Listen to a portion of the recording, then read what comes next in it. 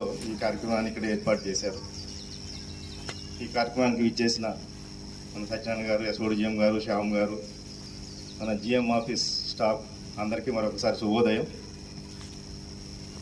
మీ అందరికీ తెలుసు తెలంగాణ ఎట్లా సాధించామో మొన్న కూడా ఒక మీటింగ్లో చెప్పడం జరిగింది.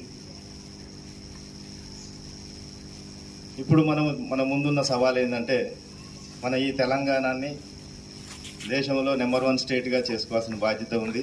దానిలో సింగరేణి మెయిన్ ఇండస్ట్రీ. ఆల్మోస్ట్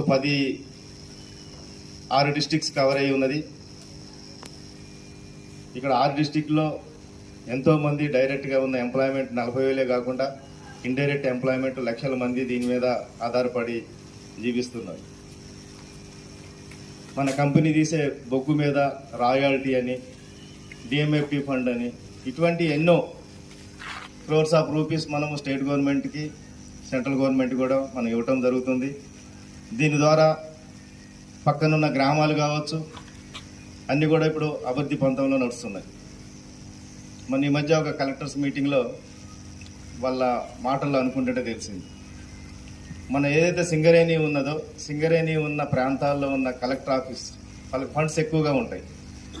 ఏ విధంగా అంటే మన సింగరేణి ద్వారా ఈ రాయల్టీ, డిఎంఎఫ్టి ఫండ్ కావచ్చు, సిఎస్ఆర్ కావచ్చు, ఇక్కడ మనం ఉన్న నియర్ బై విలేజ్లో సీసీ రోడ్లు వేసుకుంటాం కావచ్చు, స్కూల్స్ డెవలప్మెంటు, బోర్వెల్స్ పర్టికులర్గా ఆర్ఓ ప్లాంట్లు, ఇవన్నీ కూడా మనం అభివృద్ధి చేస్తూ ఉన్నాం. మన నియర్ బై స్ట్రీట్ లైటింగ్, పక్కనున్న ఏరియా డిస్టిక్కి సెంట్రల్ లైటింగ్ లేదు, కానీ మన మంచిర్యాల కావచ్చు, మందమరి కావచ్చు, మన డిస్ట్రిక్ట్స్ అన్నిటికీ కూడా సెంట్రల్ లైటింగ్ రావడం జరిగింది.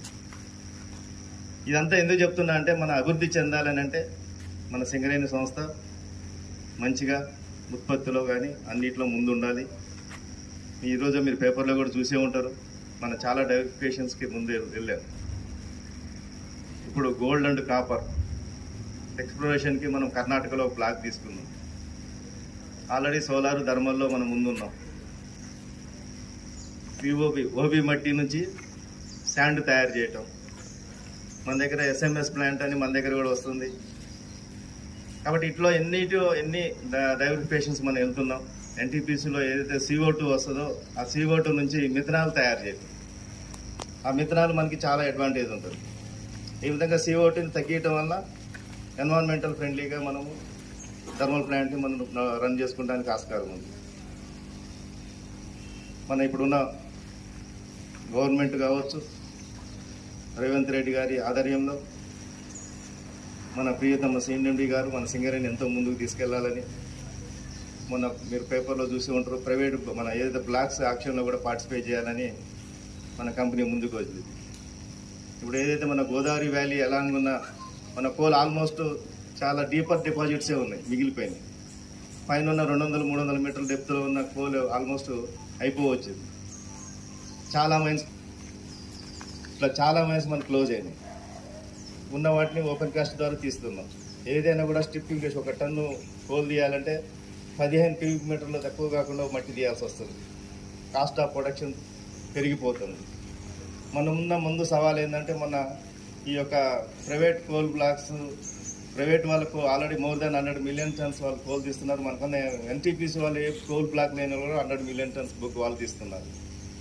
ఈ ప్రోటీ మార్కెట్లో మనకి రేట్ ఎక్కువ ఉందని మనం ఒక 641 రూపాయలు మనం రేటు కూడా తగ్గించుకోవడం జరిగింది కోల్ మార్కెటింగ్ కాంపిటీషన్లో. ఇటువంటి సిచ్యువేషన్లో 1 రూపాయి మనం కాస్ట్ ఆఫ్ ప్రొడక్షన్ తగ్గియాల్సి